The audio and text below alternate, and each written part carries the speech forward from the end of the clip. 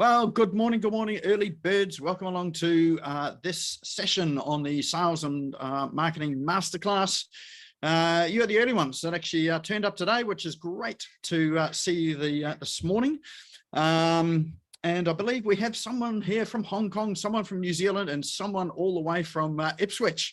So we've got a few others that are going to come in, but we will just kick off anyway. They can come and join us as they come in. So today's session is all about sales and marketing. And it's on my favorite topic as well too, which is how to do it without spending a dollar in cash. So what it means is that we're not talking about running ads. We're not talking about paid traffic. We're not talking about doing things that require investing a ton of money. We're looking at organic means to level up your sales and marketing. In fact, I should say marketing and sales. I don't know why they have sales and marketing. They say it that way there, because it's always the other way around. It's marketing first and then it's the sales. And that's how we're going to run the order of it today. We're going to do a marketing session first. I'm going to do sales second. It'll be sort of 30 minutes a side as well. So it will be rapid fire. I do suggest that it's probably worth taking some notes. For me, this is a brand new presentation. I had a whole presentation prepared yesterday. I scrapped it all after a conversation yesterday, and we've got something absolutely brand new today, which hopefully will blow you away in terms of its simplicity and what's achievable and what you can do. And then we're going to follow up with Adam Bude, who is the Authentic Sales Coach, and he's going to be talking to you about the sales side of things. All right, well, let's kick off with the marketing side of things. Oh, hey, Mary, you're at work at the moment. Awesome, excellent, great to see you too. So camera off, yeah, that's fine. So camera on, camera off, that is good as gold. All right, well, let me share my screen and we will have a look at the marketing side of things.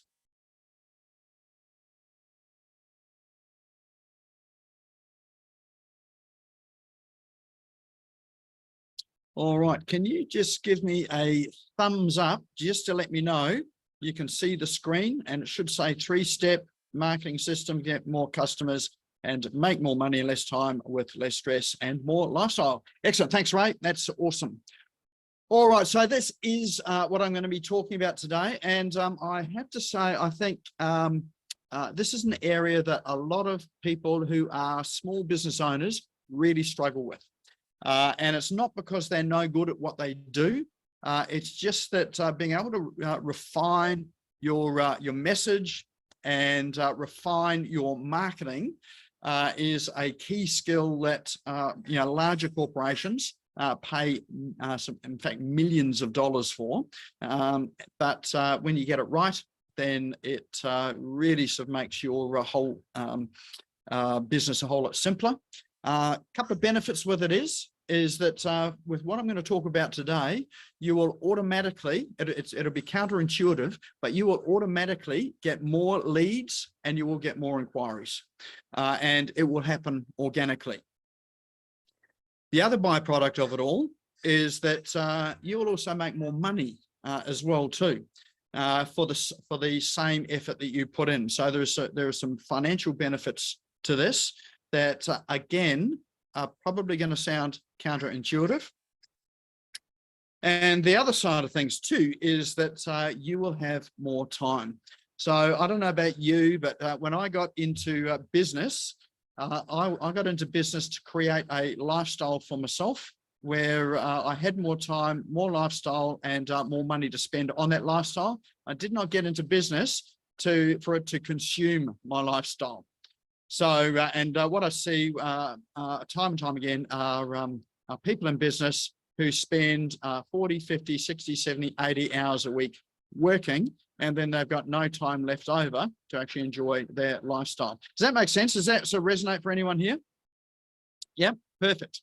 So my objective or my goal today is really to give you a formula or a process where you can work maybe 15 to 20 hours a week and make at least as much money as you're making right now, but ideally to be making 3 times more money into working less time.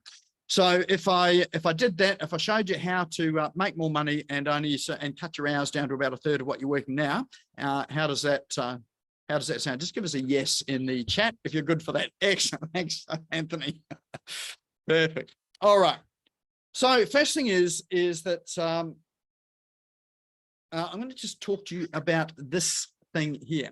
So on screen, I have a target. Now, excuse me for the fairly ungraphic design sort of style of slides. As I say, I've only just created these this morning, having scrapped what I was doing yesterday, because this is far more targeted and is a better message. So you are getting the raw beta version of this before we zhuzh it up and it looks a whole lot better.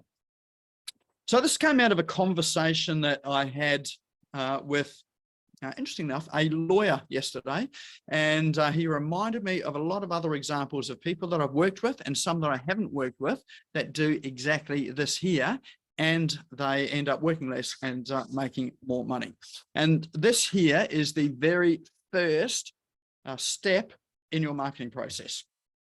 So if you want to understand how to really refine your marketing, you cannot avoid the step here. You have to do this step. If you don't, you'll end up spending way too much money on your marketing, and in some cases, it just won't work. So this here is a lawyer, young lawyer that I met yesterday, and asked him what he did, and here's how the conversation went. And I know a lot of lawyers. Because when you go to networking, it seems to be networking events are full of lawyers. They're either full of lawyers or they're full of people in the financial services industry or the real estate industry. So those are there. So this one here, now lawyers, it's a very, very competitive field, and there are lots of them. And there's a reason why there's lots of lawyers in Australia in particular. I think New Zealand's not quite so bad, although it's I think it's sort of starting to head that way. Hong Kong, I would imagine, is fairly sort of lawyered up as well too. If you go to the US, lots and lots of lawyers over there. So Australia is a particularly litigious place where people like to sue you over here. So that's why there's so many lawyers, because it's such a lucrative occupation. So when you go to law school, you get to study law. Now, one of the things you can do when you go to law school is you can decide to specialize in a particular branch of law. So when you do start, all the laws in Australia are covered in everything that Parliament has enacted, and there are tomes and tomes of documents or books there with the laws.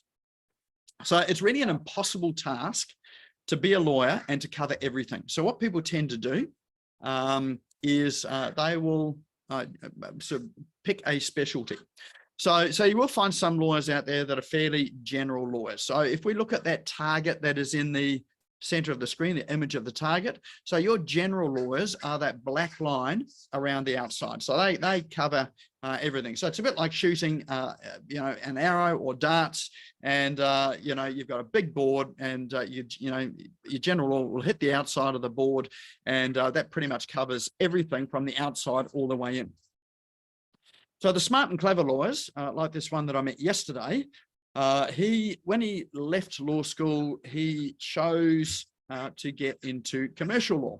So commercial law is dealing with businesses, companies. They do things like trademarks.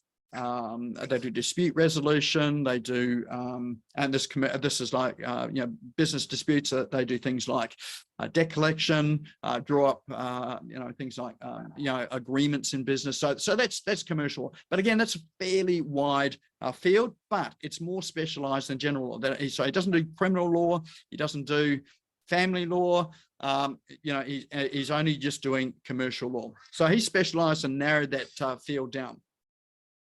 But then as a hobby or an interest, he was interested in aviation.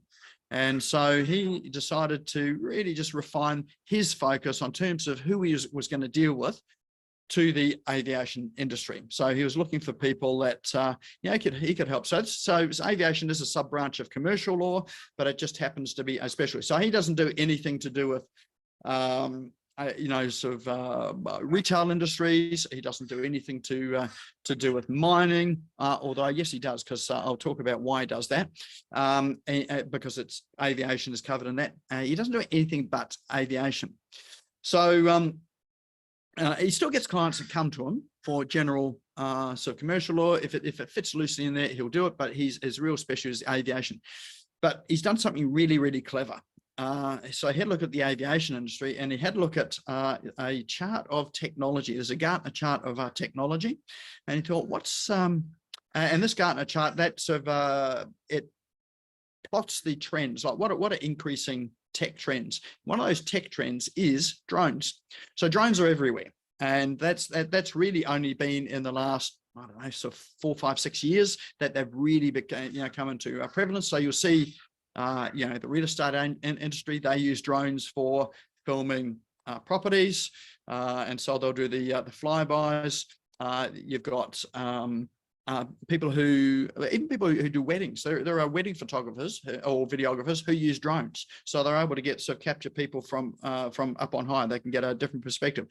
Covering events, news, they all use drones as well. But what comes along with all that is that there are a whole lot of laws around drone operation, particularly around privacy and where you can go. So, and he said there's one interesting case where a media organisation for the news wanted to use a drone, and they were flying over a prison. They need to know the legalities about whether they could fly over a prison. So he was able to advise them in that area there. So what he's done is he just works for the industry that are drone operators, and that's his real specialty with law. So it's very, very specific, and he ended up writing a book on drone, so for drone operators. And that book he sells for $70. So, most books sell for anything between, $20 to $30, $40. So he's able to sell his for $70, and he gets people buying it from all over the world. And one thing that he discovered is that in business and in industries, they have this thing in large companies where they've got fleets of drones. So, for instance, media organizations who are filming for news, mining sites. So there are large mining outfits that have a lot of drones as well. So they use those for inspections for safety. And there's actually a job that has been created in the industry, and it's called a remote pilot. Or the chief remote pilot. So the chief remote pilot is responsible for all of the drone fleets in their organizations, not only responsible for the fleets, but they're responsible for the laws, for the training, and all the legislative requirements that go around that. So there's not many. It's a smallish body. There's only about 3,000 drone licenses in Australia. So that's what have been issued. Other countries, there will be drone licenses there issued as well. And then there's a subset within those drone operators of people that are responsible for drone operators and the drones themselves. So he's created a private LinkedIn group for these specialists. And so he's able to offer that specific legal advice. Now, the interesting thing about that is that he is known as the drone guy or the drone lawyer. So that's not a title he's created. That's the title that has been bestowed upon him because people know him as the specialist in sort of drone law. And think about the remote drone operators. That there might be, say, 30 in that position in this country here. So it might be 30 chief remote pilots in the country. So it's not a big subset. But who do you think they go to when they need any advice around the operation of drones, or if they're asking, can we fly over prisons, that sort of thing? This is the guy they go to. Why? Because he's across the laws for this particular thing. Great thing about that too is that he doesn't need to know sort of laws in any other parts of the legal profession. So he doesn't need to know anything about property law. He doesn't need to know anything about divorce law or anything like that. He can actually just focus on the laws that are concerning aviation and in particular drones. So and his comment to me was that what made that easy now is that because he's only dealing with that, he gets better and better at what he does. He sees the same sorts of things over and over again, and he's able to build up quite a specialist specific bank of knowledge that turns him into an expert. So he's appointed himself as an expert by saying he is the expert in this area to do with drone law. But because he's said that he is the expert and he's really targeted himself down to just that particular niche or segment of law, he has become the expert because that's all he reads and that's all the advice that he gives. Does that make sense? So when you declare the position that you've got in the market in terms of who you serve, what your specific market is, and call yourself an expert, you very quickly become that expert because that's all you deal with every day. Now, most people, when they get into business or their professions, if you look at the top right-hand corner of the slide, this is who they say they deal with. I deal with everyone or anyone, who has got, in this case, a legal problem. So yes, you may be a lawyer. You probably could deal with everyone.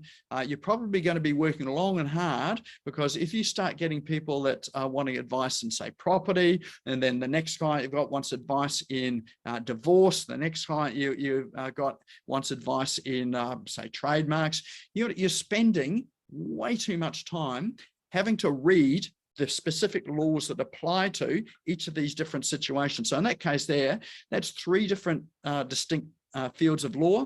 And so he would have to read up on all those specific areas. If you get different pieces of law sort of coming through, or clients coming through each week, then you're constantly having to read. So a lot of your time is really taken up into reading and learning. And this is stuff that you might never use again. You might get a client with a specific case that no one else is ever going to come to you for again. So you read something for one case and you'll never use it again.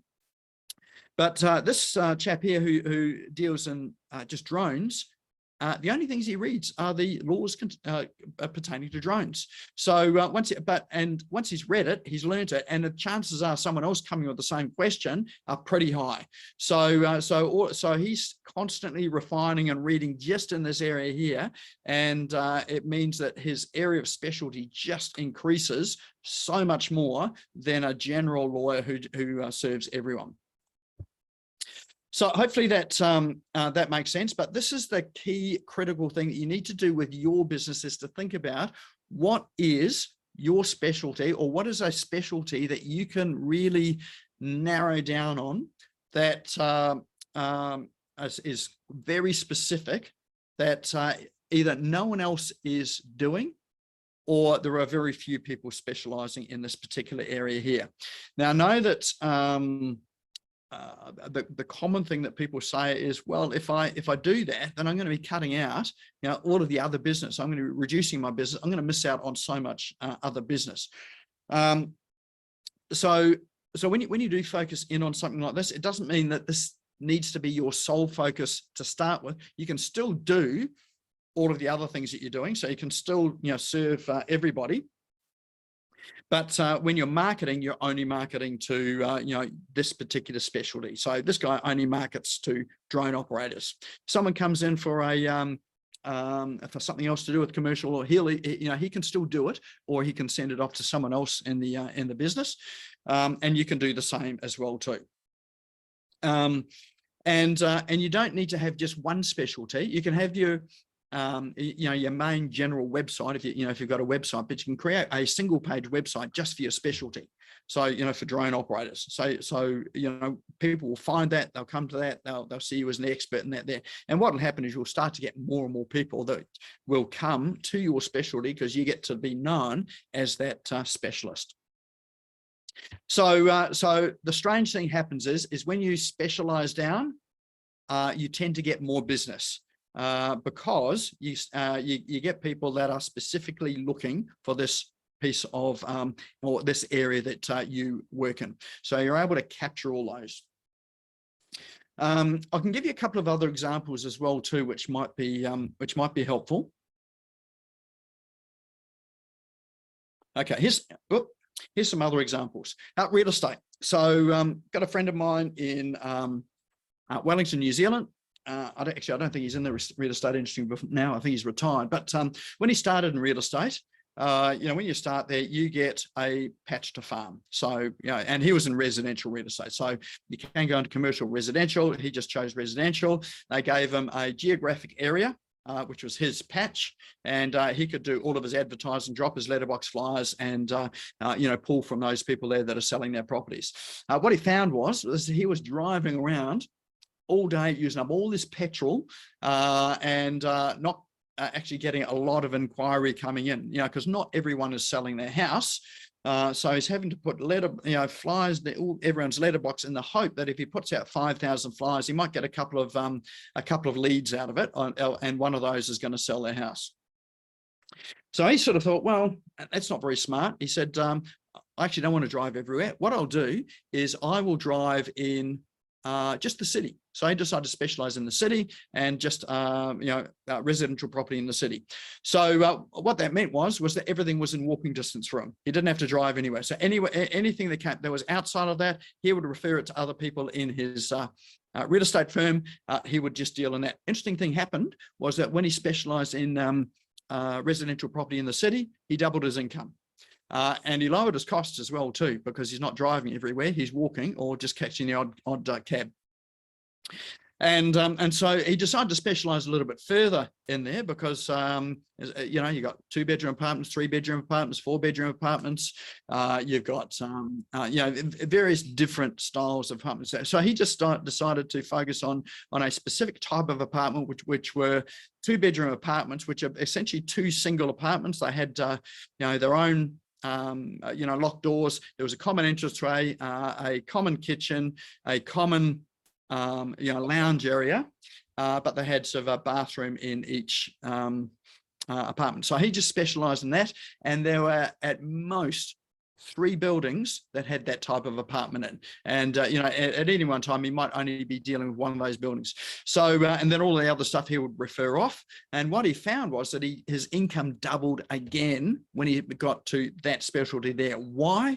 Because he became the go-to person for that particular style of apartment, and generally they were investment apartments. They were giving good returns, and he was really only dealing with investors.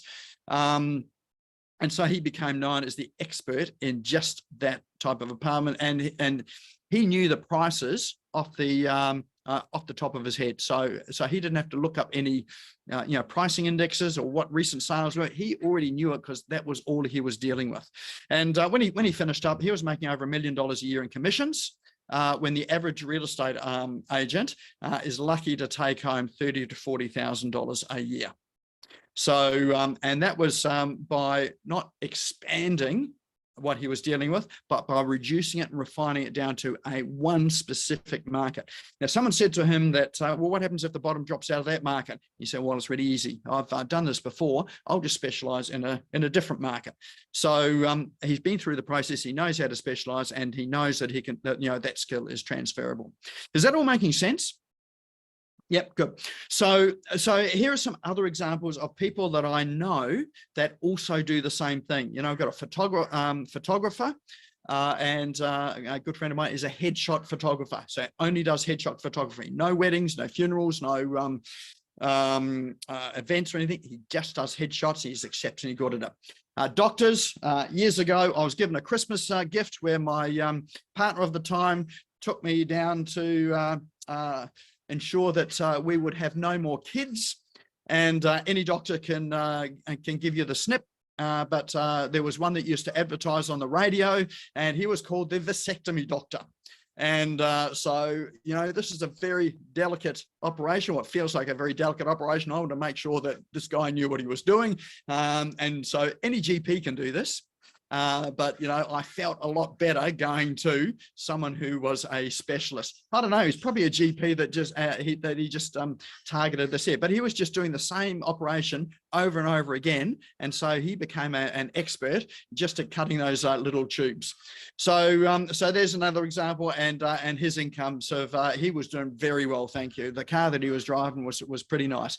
But you can do it as coaches, property developers. I know an auto mechanic who specializes in just European cars, and another auto mechanic that specializes in those buses, just buses. That's it.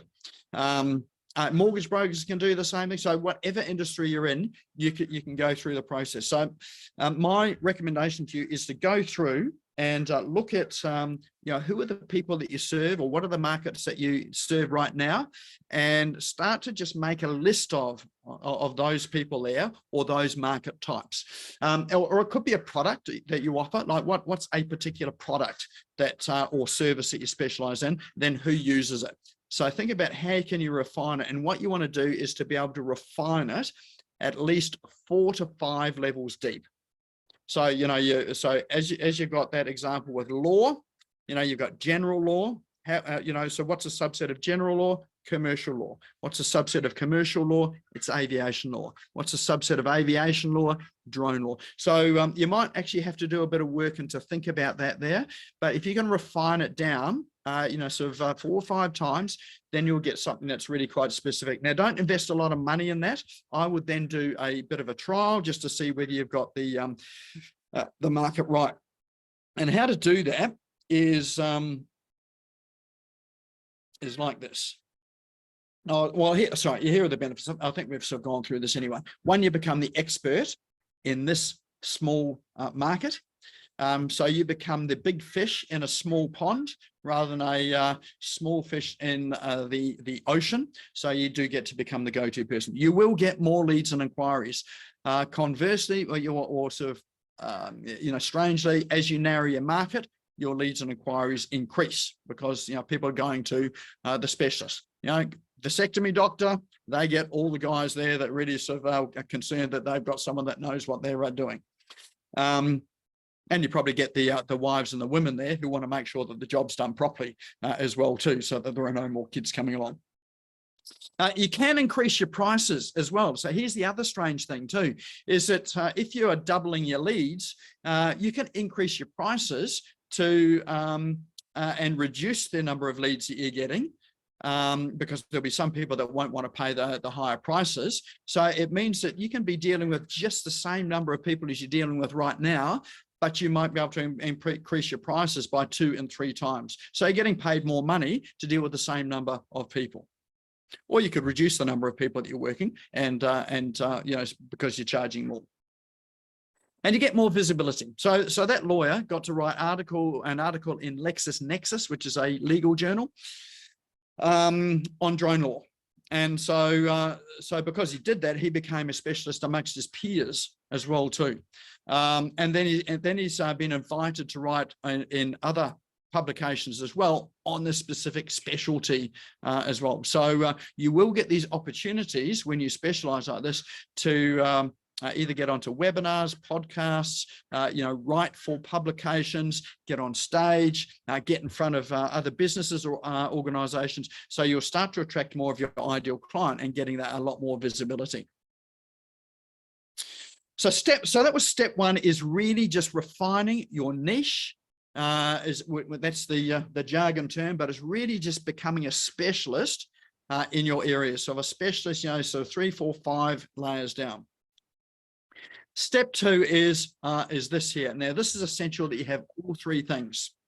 So one of them is you need a website. So if you've got a website for your business, you don't need to ditch that. Just leave that website going. And I would say for your specialty, create a 1-page website, which is virtually a landing page, and make sure that you have a lead magnet on it or something to give away that directly relates to the specialty that you've chosen. And one that they will give you their email address for. And the reason why it's only 1 page is this is proof of concept. If you start to send some traffic there or get people there and no one's interested, you'll soon know pretty quickly without building out a full website. The other thing you definitely do need is a CRM, a customer relationship management tool. So that's something like MailChimp, ActiveCampaign, Ontraport, Infusionsoft, Drip. So those are CRMs. You need to connect it to the website. So when people are giving you their email address in exchange for that information you're giving them, it goes into your CRM. So, that lead magnet could be something like it could be the 5 critical laws that you must comply with in order to risk not being fined or being up in front of the courts if you're a drone operator. So there's something that's probably compelling to someone that operates a drone. They're going into your CRM, and your CRM is a way of now being able to capture their email addresses and communicate. Ideally, if you can get their email address and phone number, that's even better. And the more you specialize, the more likely it is that people are happy to give you their phone number as well. And then the next thing is you need to send them traffic. So traffic to your website are things like, that's your social media strategy. So when you're posting on social media, it's your SEO. So when you're writing content or getting interviewed on podcasts or running webinars, things like this, even putting on events and things like Eventbrite to get people interested, that all sends traffic to your website or to that landing page. And so this is a 3-step process where, so you have your website, create your CRM, connect it to the website, and then start to drive traffic there. Now, you can pay for traffic. You can pay for Google ads, Facebook ads, Instagram ads, TikTok ads. Actually, TikTok ads are really cheap at the moment. So if you want to dabble on that, you could do that. But you don't need to run the ads. You can start off just doing it organically. All that your ads. So you need a website, you need your CRM, you need to drive traffic to it. And with the CRM, that is your tool to communicate with people. So once you've got the leads, there is a whole process in behind that I haven't got time to talk about today, where you can actually start to communicate with people, and you can then turn them from people that are leads and inquiries into buyers and into customers.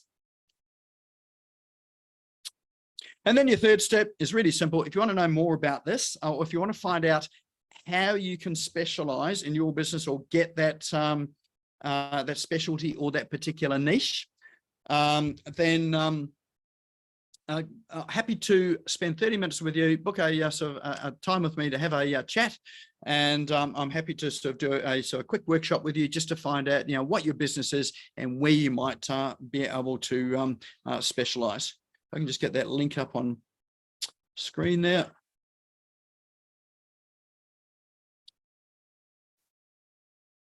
All right, the link's not coming through. I'll drop it into chat. Let's see if I can exit full screen. Oh, here we go.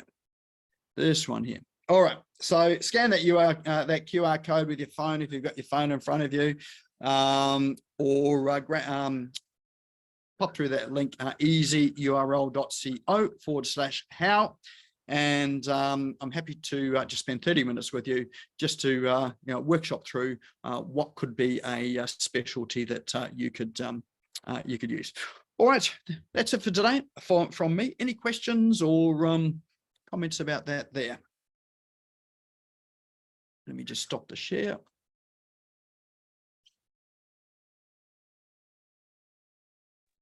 What was that question, Nick? Yeah, do you have any questions or any comments there, so for clarity there right now, before I hand over to Adam? Yeah, I like that idea of the center of the circle. The lawyer has the of the focus and become niche marketing. Okay. Yeah. And just to fill you guys in, so you know a little bit about what I do, but Nick knows that I work with New Skin in the network marketing field, and I struggle with dealing with the products. Like guys say, oh, New Skin stuff or skincare stuff, all sissy stuff, But in reality, and I was thinking back to from the time I left school, was all about how can I make some money. And what just triggered stuff off this morning, Nick, was to help to answer a quandary that really I need to get out there and sell the business, not the product. Okay. Yep. And that's invaluable, because I can talk to anybody about any business and have a conversation with them in general terms, Yeah. But the point is, it's just finding that niche in there, which is bloody good. And for you, Ray, in the network marketing industry, that is a really, really, really tough industry because there's so many people in there competing for and they're all doing the same thing. And if you can just hammer onto one thing, like you're either building a business, but I would niche down even further and look at what type of business owners are you looking for, or what type of people are you looking for? Yeah. And it could be like, I think what has been is a sort of market is thinking about people that are in the employed space and probably corporate space that are looking to get out of corporate. They're sick of it. They've had enough. And the money's good. They're happy to work hard, and they have been working hard, but they want to sort of take charge of their own destiny and set something up for themselves for retirement, or for creating some form of residual income.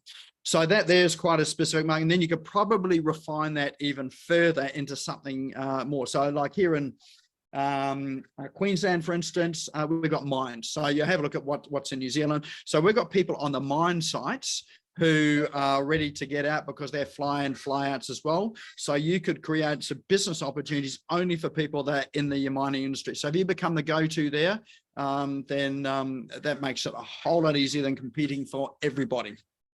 Yeah, that little message I put up before about that book, One Choice, is a bloody good read in there. And on the specialization thing, for example, I can specialize in beauty devices, but the point is, what spins my wheels is making some money, so I have the choice to do what I want to do, Yep, and exactly. And that has led me to ocean sailing, visiting the Lucky Country and other parts of the world as well. Yeah. But that's cool. Thanks for that. All right, that's a pleasure, Ray. Thanks for your feedback as well. I'd like to talk to all of you, but I'd be taking up all of Adam's time. So this is really just a very quick snapshot of what to do. So hopefully there's enough there for you to take away to get started with it. As I say, I'm happy to spend 30 minutes with you just to refine that for you, if that's going to be helpful for you. And I will pop that link into chat as well too. All right, well, at this point here, that is marketing. Next part is marketing is all about getting people to the door. Sales is all about getting people through the door. So the guy that's a specialist getting people through the door is Adam. And interesting enough, that you brought up network marketing there, Ray, is that Adam has also come from the MLM industry way back in his past, as I'm sure many of us have as well too. I started with Amway years and years ago. But one of the things that Adam has got the distinction of doing is that he's made $100,000 in commissions in a month. So and in network marketing or MLM, that's a pretty difficult thing to do for most people. So only those that are good at what they do and committed to it and followed the system and process have been able to do it. Adam is one of those rare individuals that's been able to do it. So Adam's here. He's from the Authentic Training Academy, and he's here to talk to you about the sales side of the equation. So let's welcome in Adam Bude. Thanks, Nick. Appreciate that. Awesome intro. I'm going to, first I need to share my screen, don't I? Let's get this right. Hope you're all well and excited to see what is going to come out of my mouth now. What can you see on your screen, Nick? Can you see the double slide or just the single screen? Single screen. Awesome. So just to carry on from where Nick's led you all today, the marketing component is, as he says, and I've got a slide on this, it's all about attracting your customers. And it is important to niche down, I believe, when you're strategically going out to the marketplace in a transactional world. And I'll touch on this through this presentation so that you can identify your ideal target market.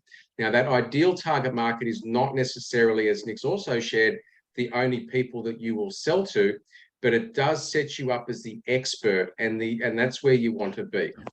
So the next part of the equation is my three-step sales system that will help you convert more leads into paid customers and increasing the profit. So Firstly, welcome. Give yourselves a high five for being here today. I know you're all busy. I know you've got lots of things on. There's plenty of other things that you could be doing right now instead of spending some time with Nick and I.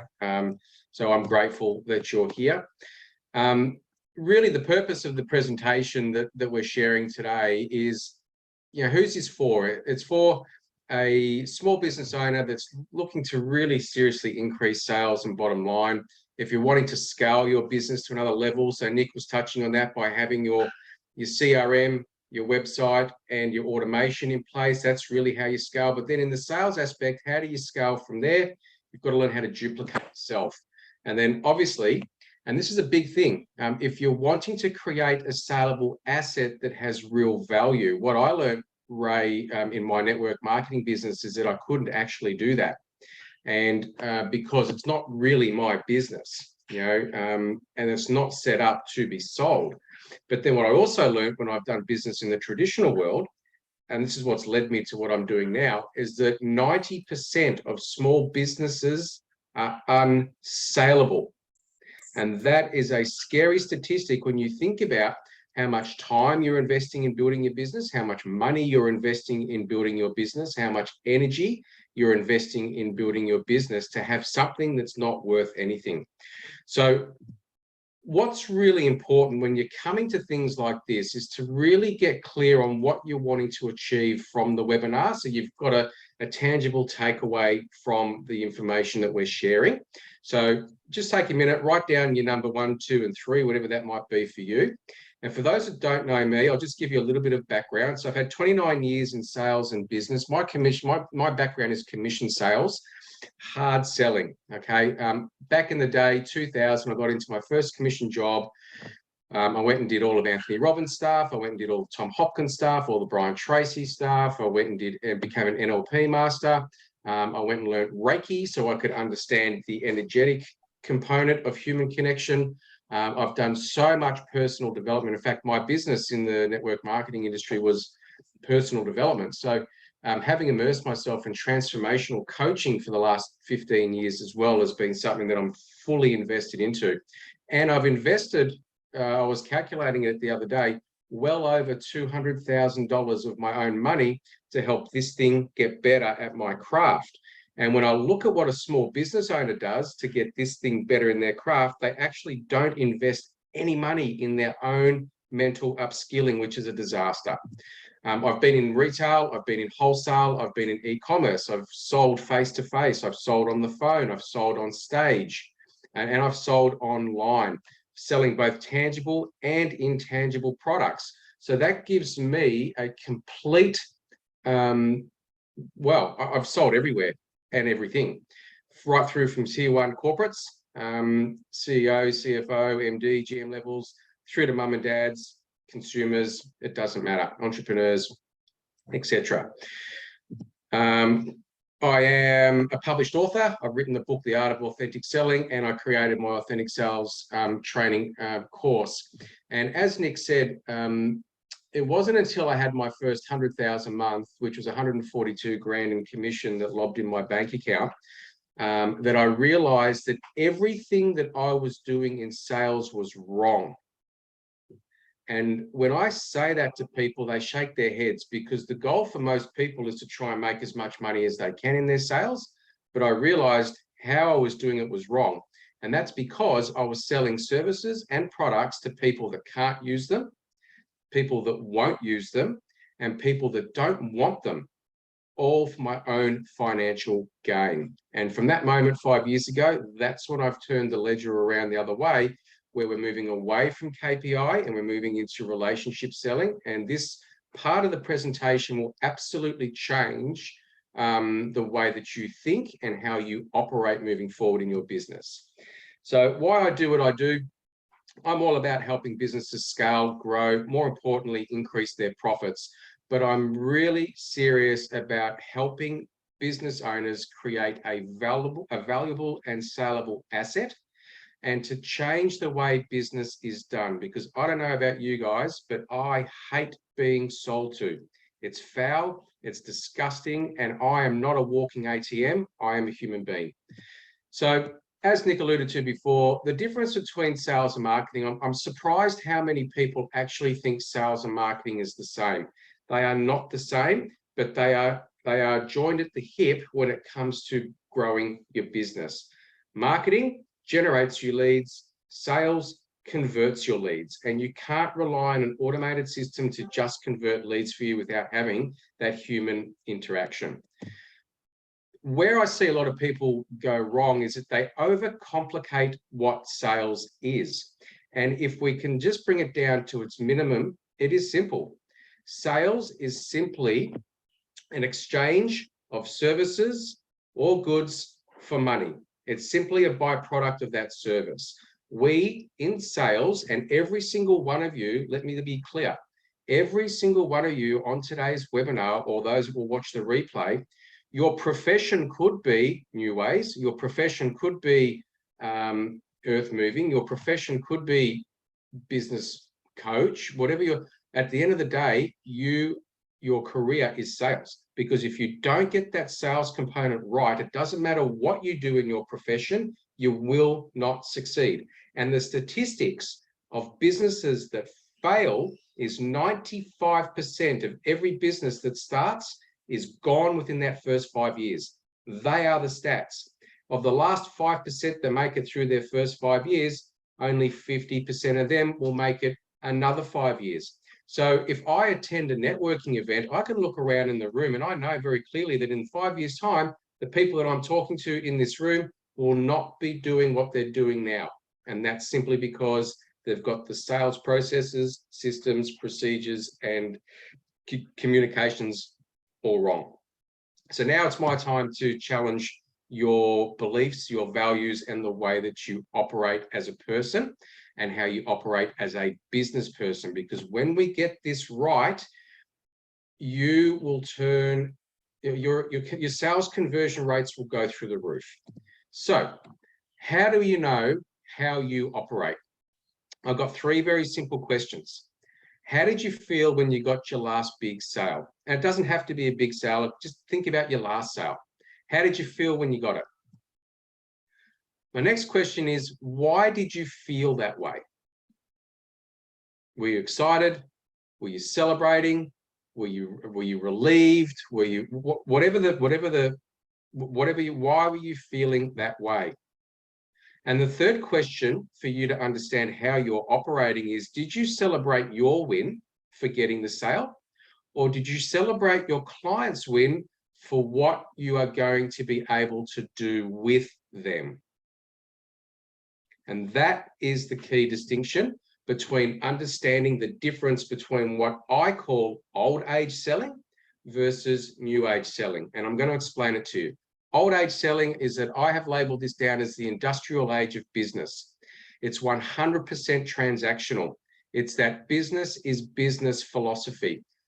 How do you feel when someone says to you, Anthony, don't take this personally, it's just business? Far out. That is the biggest killer to any form of communication that you could have with anyone moving forward, in my world. The industrial age of business is when we're 100% focused on KPIs. More sales, more bottom line, more bottom line, more profit, more leads, more leads. It's all KPI driven. And in that KPI process, where are we thinking about the person that we're serving? It doesn't exist. And the reason it doesn't exist is because the attitude behind this is all fear-based. You know, we make people buy out of fear. We control the process. Anyone that I know that's in the sales world, and even if they want to tell me that they're in integrity-led processes, ethical-led processes, whatever their processes are to get the sale, they are controlling an outcome and they're conquering the deal. And that is the way the business is being done. And that is not how it can survive, particularly through a recession. Because at the end of the day, every single person that's involved in this transactional world knows that they are being treated as a walking ATM. How much money can you get from me? And if I have someone coming to me from that space of looking at me and wondering how much money can they make from me, they will never do business with me and they will never get a glowing review from me. Now, this slide that I'm going to show you now will really make a lot of sense. This is going to add on to what Nick was saying about niching down, getting the right clients, having the right communication, having the right conversations, and getting more sales and increasing profit. This is the industrial age flow chart. So right at the bottom here, that's that little one where with all the dollars. In order to generate leads in a direct sales world, in a direct marketing world, the rule of thumb for direct sales and direct marketing is a 3% return on your investment. 100 leads, 3 sales. That's what it is. It doesn't matter what industry you're in. It doesn't matter what you're selling. It doesn't matter how you're selling it. That's the results. And that has always been, from generating cold leads to sales on the end here, what my results have been in my entire career from that model. The reason for this is because you need, the consumers have been scared away. Consumers have been spammed to. Consumers have been lied to. Consumers have been taken advantage of, right? Consumers have disengaged from everything, and consumers are actually more educated now than ever before, thanks to the internet. And because there is such a lack of distrust with our consumer, that's why touch points are 21 times. If you want to niche down like what Nick's talking about, we're niching our touch points down below 21 because we're strategically targeting the people that we're talking to. But if you're not doing that, it is 21. Whether you're doing it through AdWords, whether you're doing it through SEO, whether you're doing it through Facebook ads, LinkedIn ads, networking groups, email campaigns, referrals, you need to be in front of someone 21 times. But more importantly, that 21 times needs to turn into 7 actual interactions before there's enough trust to buy. Now, if you think about that, 21 touch points for 100 leads, that is a lot of work. That's a lot of work. And out of those 100 leads, you're only going to have a maximum 40 conversations. So I'm going to talk to you about my connect, communicate, convert strategy in a moment. But that's 60 people that you are not even in the ballpark for a conversation with. Who thinks on the call that that is a successful use of time and money? Chasing the other 60 people that are not even interested in what you're trying to sell. Yet, everyone that I speak to spend the majority of their time working as hard as they can to convert that 60% that are never going to buy. Out of the 40 conversations, we're still having these 21 touch points. That's going to include follow-ups, lots of follow-ups before you even get close to having a sale. And that's why this is a broken model. And the reality is, in the industrial age of business, if you look at the referral box there, people actually will not refer to you unless they're willing to buy from you. Yeah, sorry. Let me shut my door.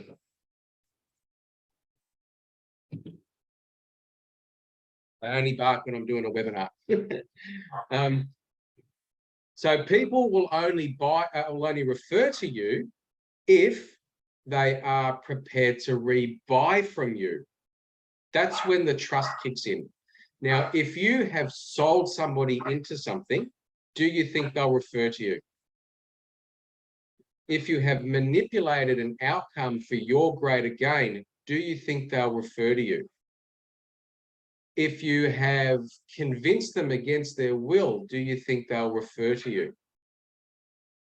They won't. And the Google reviews, the Facebook reviews, the LinkedIn reviews you get will be horrible. And those reviews is what builds your trust and your brand. Not only will they not refer to you, but they will never rebuy buy from you. The average person that you get in to your business, the retention rate for that customer on average should be 3 years. If you're in a service-based business or a base where you've got clients that are using your products on an ongoing basis. If you don't have those clients on average for 3 years, guess what you're getting wrong? Your systems are not right. Your processes are not right. Your procedures are not right. And most importantly, it's your communication that's killing your business. So the biggest mistake that business owners make is, excuse my dog is barking at a tree. The biggest mistakes that they make is that they're not understanding the buyer's journey. And the reason that they're not understanding the buyer's journey is because all they're focused on is the seller's journey. We need to make that switch so that we're not focusing on us, but we're focusing on them. As I said before, 60% of the people that respond to a direct marketing ad are not looking for what you have to sell. They're just scrolling. Oh, that looks interesting. Click on a button. Nick's done a great job with the lead capture. It comes in, bang, we've got them now. We're going to give them a call, but they're not going to answer the call. And they're not going to return the call because it was just a moment in time where they thought, oh, that's interesting. When you're niching down, strategically niching down, and you're talking to someone about their problem, you have eliminated this 60% straight away. Then what we're doing is we're getting into the next 40%. And this is where the pedal hits the metal. The first 20% of the people that you talk to know that they want something, but they're unsure what it is that they want to buy. So your job is not to close them. Your job is to collaborate with them. Everybody on the line right now, I can imagine, are going to business events to collaborate with business owners on how they can grow their business. But what they're not doing is the next step, which is collaborating with their clients on how they can help them with the outcome that they want. When you get better with your communication, you move the people from the 20% that are unsure to the next step where 17% of those people think that they know what they want, but with a little bit more collaboration, you're helping them make the right decision for them. Where you want to be focusing is on that 20% and 17%. And this is the relationship building component of getting the sale.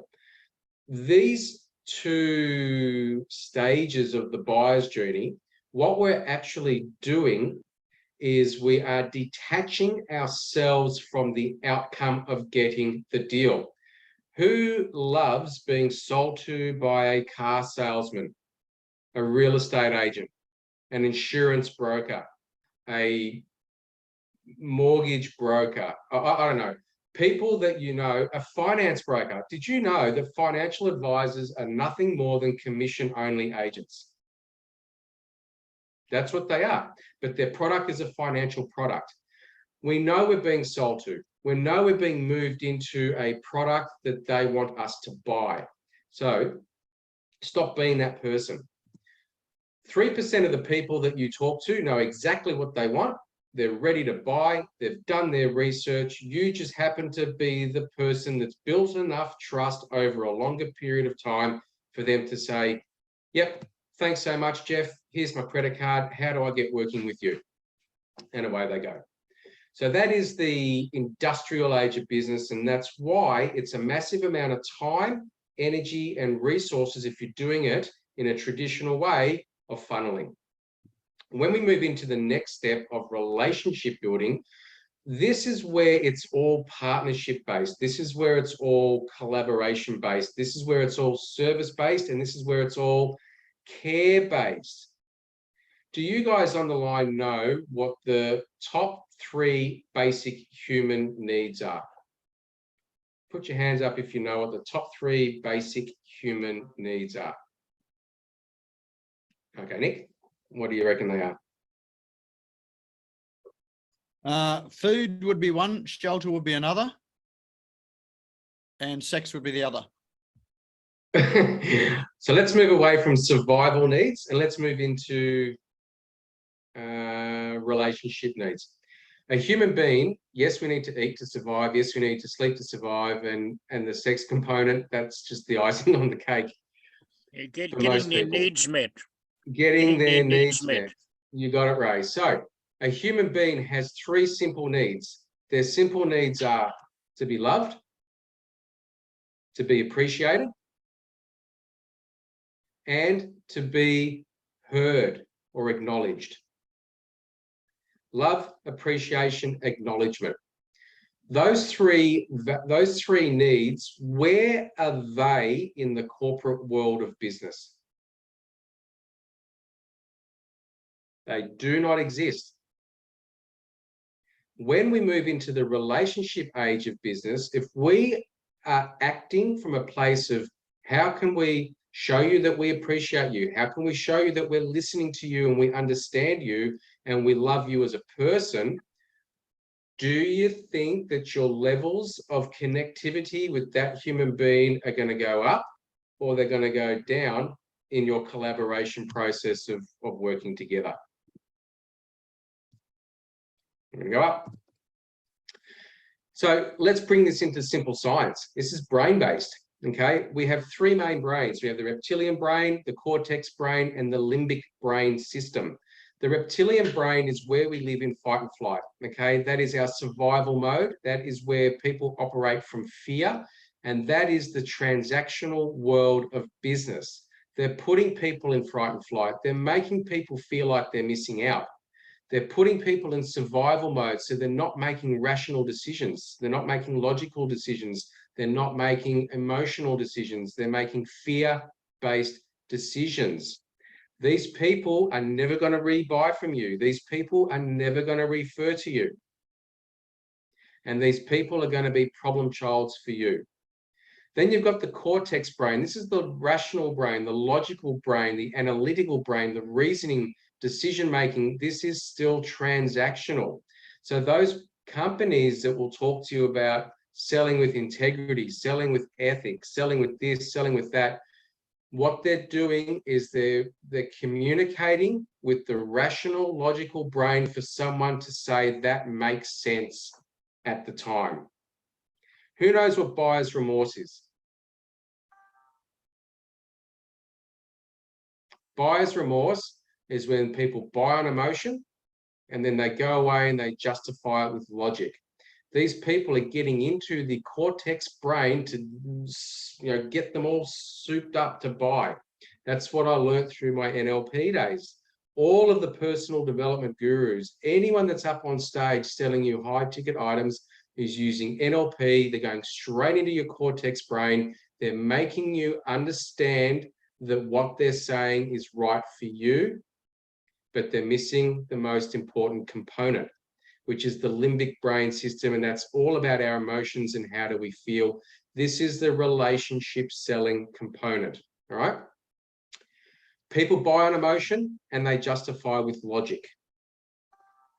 But if the emotions and their gut feel is right, then the logic component doesn't come into the equation. So if we have a look at the new model, this is the authentic raving fan flow chart. We get a referral that comes through the door. That comes from collaboration, advocacy, strategic partnerships, ex-clients, whatever the case may be. You could get 10 leads that come to you as a referral. And if you're not having 8 conversations with those people, you're doing something wrong because they're coming to you. You're not going to them. This is not a warm lead. This is not a cold lead. This is a hot lead that trusts you enough to talk to you. But out of that, where business owners are falling down is they don't have the right communication skills to have the right conversations with these people to turn them into their next customers. If you're not getting at least a 50% strike rate from a referral conversation, again, you have problems with your sales systems, problems with your procedures, and absolutely problems with your communication. Now I'm showing you a model that's giving you an opportunity to make 4 sales out of 10 leads. There really should be 6 or 7 sales out of 10 leads, as opposed to the traditional model, which is 3 sales from 100 leads. So who on the line would rather be working smarter than harder? I would. What happens then is that 50% of these people will absolutely rebuy if you're really bad at what you do, because they've already got the trust. We're already collaborating with them. And this is when they're going to start giving you referrals. A referral has a 400% higher conversion rate than a cold lead ever will. The raving fan flowchart, you have a 70% higher conversion rate overall on your leads. You have a 69% faster closing rate on the time it takes to get someone into your network as a paid customer.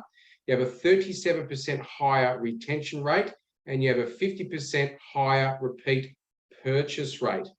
So if you're using the traditional marketing strategies that Nick was talking about, and you're using your avatar so precisely that you've niched right down strategically into your demographic that you want to serve, what we then have is the right conversations with the right people.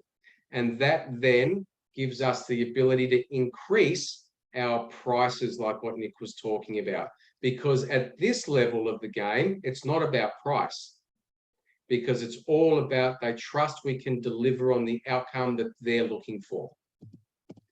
So, as I say, wrong one.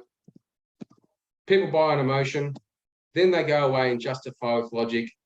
Our job is, how can we help them feel good about doing business with us? And that's where my 3-step strategy comes in: connect, communicate, convert. The connection part is with your leads. This is the most important. Most sales are lost right at the beginning. 50% of businesses do not follow up their leads. Most businesses do not follow up their leads in a timely manner. So if someone sends me an email and I take 2 or 3 days to respond to that email, it's gone. People are in the world of instant gratification. We must be able to respond to them within an hour. If you're doing it through an automated process like what Nick can set up for you, and an email comes in, the best part about that is an instant reply can go out to them straight away via email or via a text message. And that reply could be, "G'day Ray, just got your inquiry, thank you. Just letting you know that I will be in touch with you within the next couple of hours. Look out for my call." We're setting up the anticipation of when you're going to call and that they're looking for your call.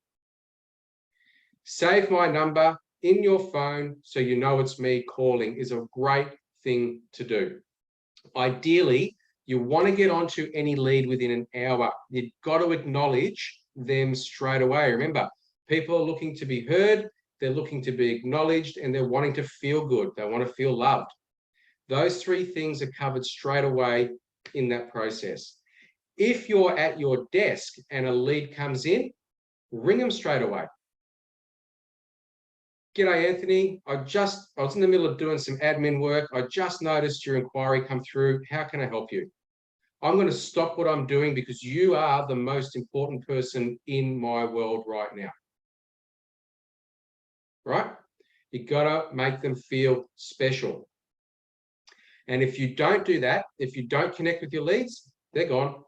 And you don't know, like someone, I had this really interesting conversation on Facebook this week. Someone spammed me out of the blue and sent me this thing about some group that they've got, and they're trying to flog me some crap. And I replied back to them, "Based on this, I'm assuming you could use some sales training." To which the reply back was, "How much is that going to cost?"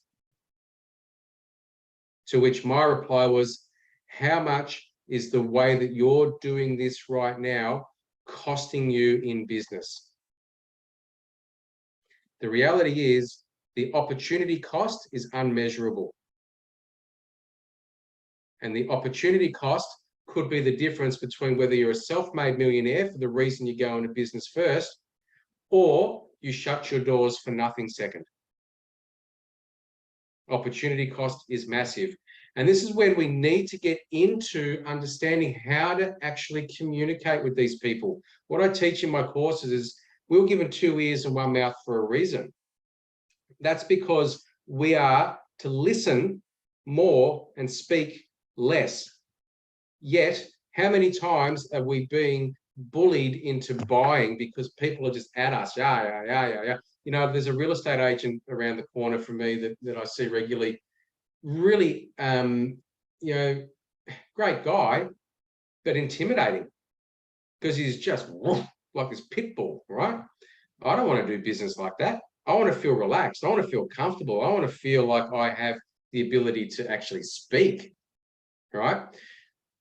There's an art in communication. What I teach people is unconscious rapport building skills. And when you can understand how to master unconscious rapport building skills, where you're communicating with people on their level, not your level, because when we're communicating with people on their level, they feel more comfortable. So let me give you an example of what I'm sharing here. Have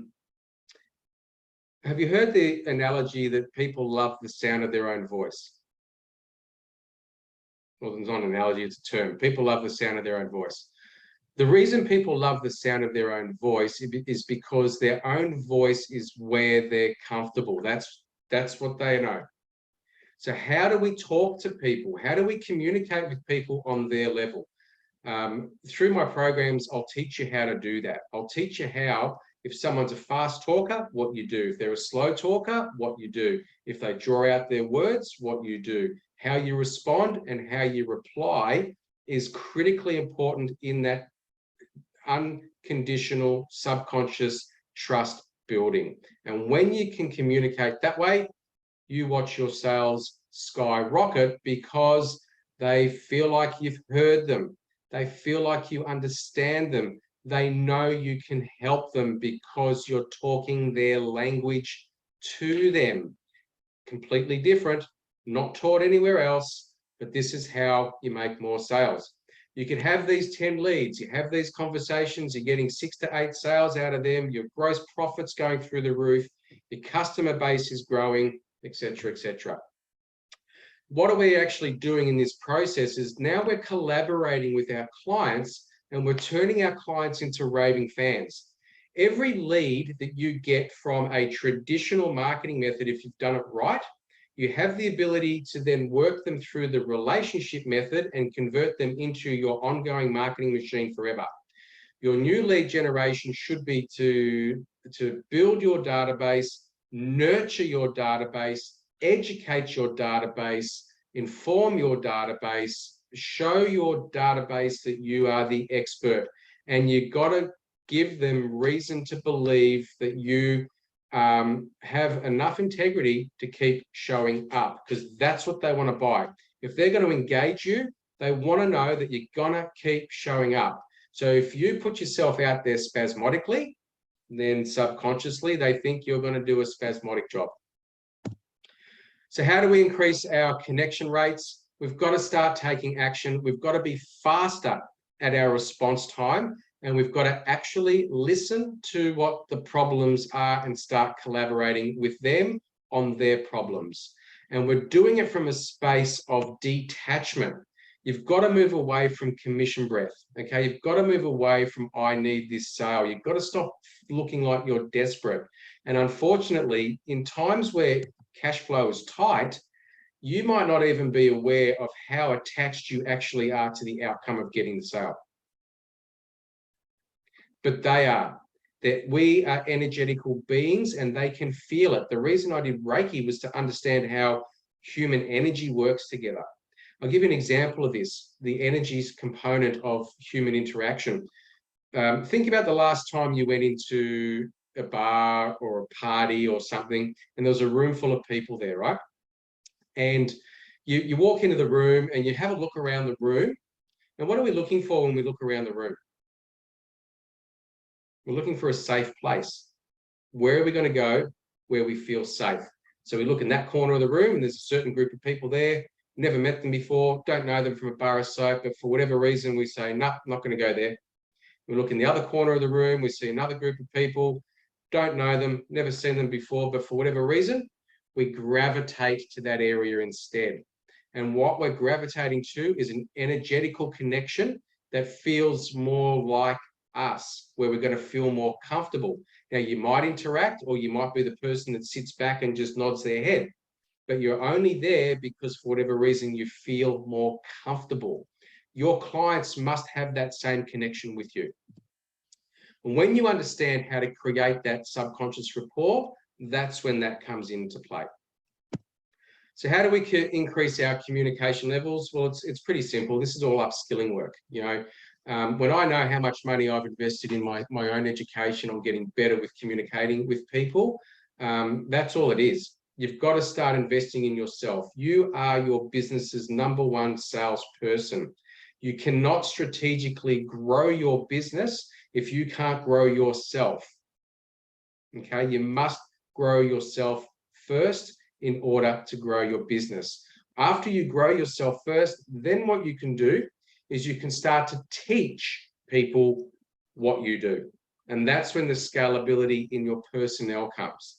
You can scale up your systems very easily with what Nick's doing, but now you've got to scale up your skills in order to really be able to service the extra leads that you're generating. And that's all simply through collaborating with our clients instead of closing our clients. I would much rather be in a room with someone where we can look at what the outcome is, how do we achieve that together, how will you feel once you've got that?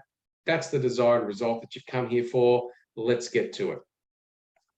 Much better than trying to deal with this person that really knows that you're not trying to identify what their problem is, that you're trying to sell to them. And when you've moved from that person into that collaboration mode of what the real problem is, and we understand it, then we can close more deals. So when we're increasing our conversion rates, and this is the final bit, is that the biggest problem that we have in the world today is that people talk the talk and they don't walk the walk. When I'm communicating with someone, my bullshit detectors are going off. I want to make sure that whatever it is that they're saying to me is real. And I can read very quickly because I'm an expert at body language. So I can read very quickly when someone is, pissing in my pocket or being truthful with me. So if I want to increase my conversion rates, they have to be truthful with me so that I can be truthful with them. And the way that I do that is through listening more and talking less. When I listen more, I understand their problems. If I move into this mode of over-deliver the solution. See, too many times we get burnt because people talk it up about what they're going to do and under-deliver. We feel like we've been ripped off. We feel like we've been taken advantage of. All we're going to do is complain. It's never going to be a great outcome. But if we know what we can do, but then we give them 10, 15% more than what they thought they were going to get, what have you done? You have just guaranteed yourself a referral, because at a party, they will talk so highly of you that their friends will say, can I please have Jeff's phone number? I need to talk to him because I've got the same problem. And this is the missing component. When was the last time you asked your clients, after you've done the work, after you've actually said to them, and this is the closing part, are you ready to get started? Are you ready to move forward? Before you get to that point, this is the question you must ask. How do you feel about what we've spoken about? Why do we ask that question? The reason we ask that question is because at the end of the day, our clients do not give a shit about us as people. They do not care about what we do. All they care about is how we can help them feel good about themselves and the outcomes that they are going to create from us working together. And if you get that part nailed, and I'll say this, how do you feel about that? If I get the answer, blah, blah, blah, blah, blah, blah, blah, blah, I know that we have collaborated well. If I get a vague answer, I'm never going to get that sale. So I'm not even going to try and close them because they're not committed yet. Got to get that internal feeling of commitment. The next steps for them is really quite simple. How do you feel? Great. Are you ready to get started? You know, one of the questions that I get all the time is that people just are afraid to ask for the business. You can't be afraid to ask for the business. You must ask for the business. And the reason for that is that if you're asking for the business, what you're actually doing is you're leading the way. How do you feel about that? Great. What do you think that's going to do for you? Oh, that's going to help me get blah, blah, blah, blah, blah. All right. And then what do you think will happen from there? Oh, well, now I can do this, and now I can do that, and now I can do this. Okay, awesome. So the next step is what we're going to do now is I'm going to do this. What we're going to do next is I'm going to do this. What we're going to do next is we're going to do this. Are you ready to move forward? And it's a very easy, soft sell because you've already collaborated. They already know what the outcome is going to be for them. They know exactly how they're going to feel from that outcome as well. And that's why it's never about price. And that's the key. People go into business thinking they need more sales. Yes, sales are your lifeline. However, if you are just in a competition war with all of your competitors and you're not standing out as an expert like what Nick was saying before, your business is 100% price driven. And if your business is 100% price driven, that is the fastest way to the bottom. So it's never about price. So that's my presentation today. And what I have is a special opportunity for anyone that's near the Gold Coast, if you're interested to learn more about how you can improve your sales. Next Tuesday afternoon, 1 to 4 p.m, I have a workshop, sales training workshop. I'm not sure if you can see that QR code. I don't think I put that on the page very well. I can fix that. If you want to come and learn more about this stuff, that'll save you $120 today. The workshop will be $179 with that coupon code. It's a 3-hour interactive workshop. Nick's actually going to be there as well. And part of that workshop is we're going to discuss a little bit of marketing. So you'll have him there to give you some expert advice on that. And a big part of that is rapport building, communication, strategy, and how to really create collaborative partners. So happy to offer you that early bird discount today of $120. Seems I've got that on 2 slides. If that doesn't work for you and you're not on the Gold Coast, but you'd like to talk more about what we can do together, how we can increase your sales, you can click on that QR code. That'll take you straight into my diary, and we can have a 30-minute strategy call to see where you're at, where you want to go, and how we can collaborate on helping you achieve your outcomes. Thank you. Excellent. Thanks for that, Adam. Very good. Any questions, comments, or feedback from anyone?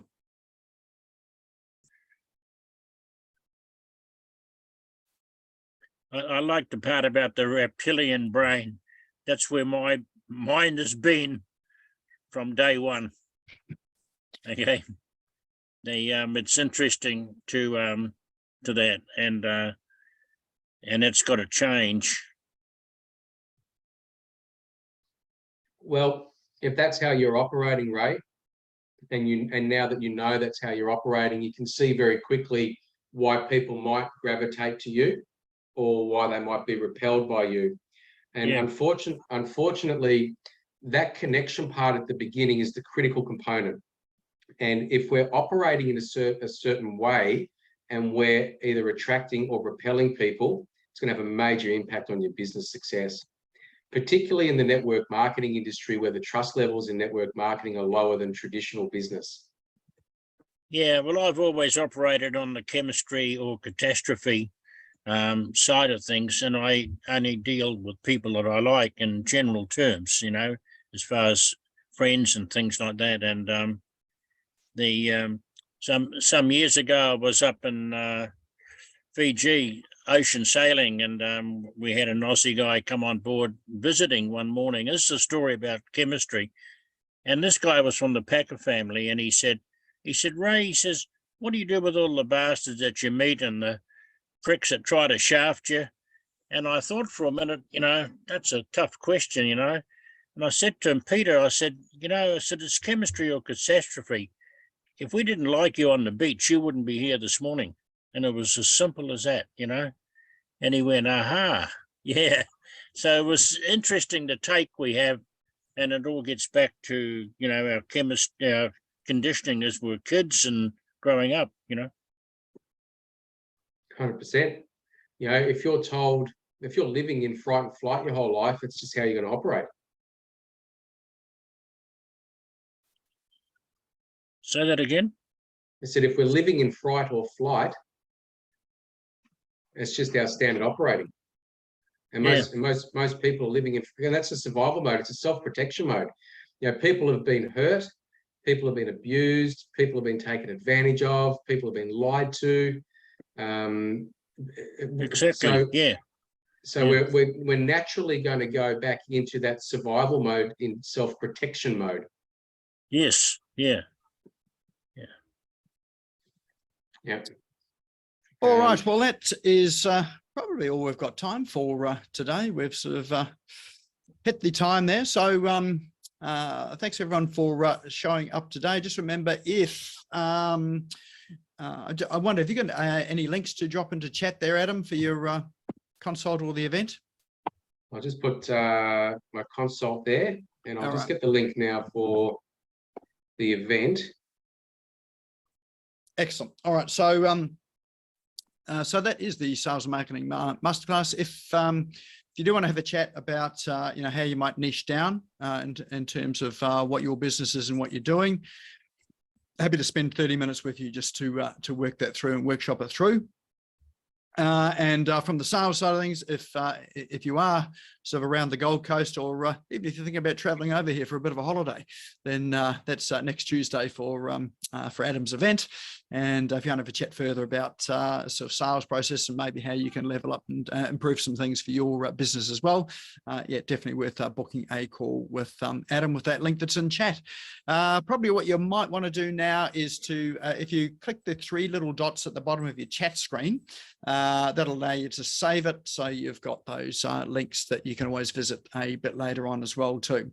If you're not sure where chat is, if you have a look down the bottom on your toolbar, on Zoom toolbar, there's an icon for chat. If you click on that, it's a speech bubble icon, and then once you've got chat open, down the bottom are 4 little icons, and one of those is 3 little dots. So if you click on that one there, and that'll give you the option to chat, to save the chat to your computer. All right, well, that's it for Thursday today. So thanks everyone for showing up for the masterclass today, and go and have a sensational day, and we'll see you again.